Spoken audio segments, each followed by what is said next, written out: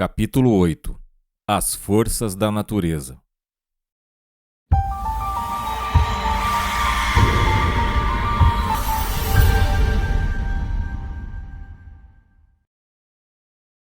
A substância que preenche o universo está em constante e incessante movimento. O movimento é notado em todo o processo físico e químico e é manifestado em toda mudança de posição das partículas da substância. Não existe descanso na natureza. Tudo está em constante mudança, movimento e vibração. Os processos de construção estão sempre em funcionamento, formando as grandes massas de partículas, bem como os processos de desintegração e decomposição das moléculas e átomos. A natureza mantém um equilíbrio constante entre as forças. Se todas as forças do universo estivessem em pleno funcionamento, todas as partículas finalmente gravitariam em um centro comum, formando assim uma massa compacta e sólida que permaneceria assim por toda a eternidade, a não ser que o poder criativo espalhasse suas partículas em todas as direções. As partículas, então, voariam separadas e permaneceriam assim por toda a eternidade, a menos que fossem controladas novamente pelo poder criativo. Mas a natureza coloca uma força contra a outra, criando assim um equilíbrio perfeito. O resultado é um jogo constante de forças, causando a distribuição das partículas para uma construção adequada. Não há desperdício. Uma força ou movimento é sempre convertido em outro. Nada se perde, e a força é sempre conservada.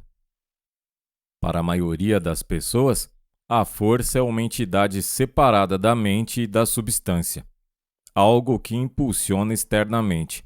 Os filósofos antigos consideravam a força um agente externo e a substância como algo inerte e morto. Essa ideia foi sustentada até o tempo de Descartes e Newton. Atualmente, a ciência sustenta que a força é o resultado do movimento das partículas, que se origina dentro delas e não fora.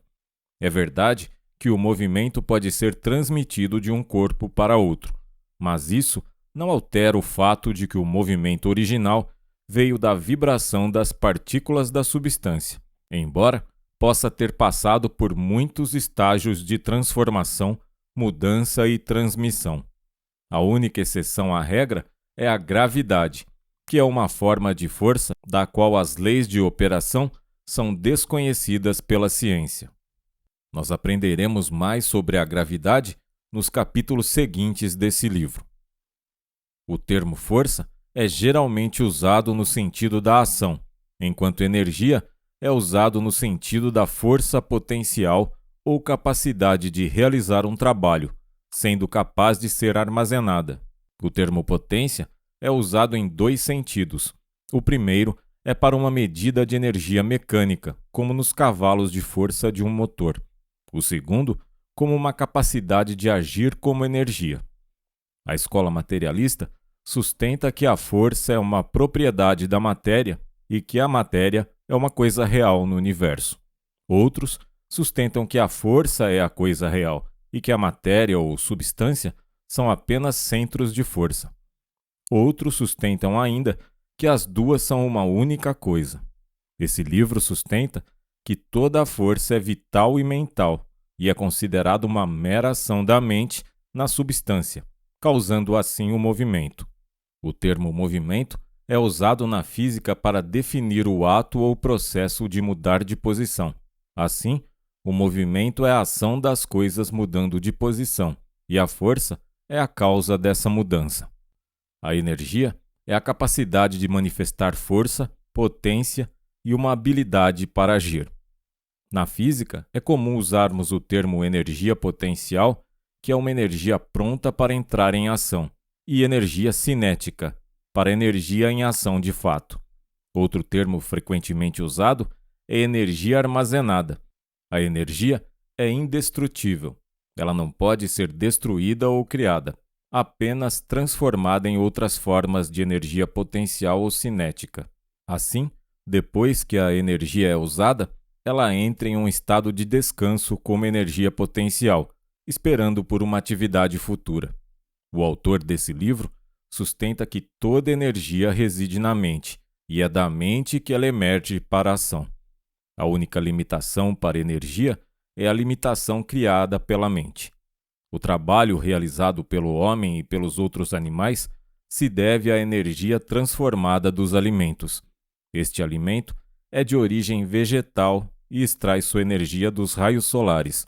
A energia dos homens e dos animais é, portanto, a energia do Sol transformada. Com exceção à energia das marés, os raios solares são a fonte de todas as formas de energia disponíveis. Estima-se que o calor que a Terra recebe do Sol a cada ano poderia derreter uma camada de gelo de 100 metros de espessura ao redor do globo.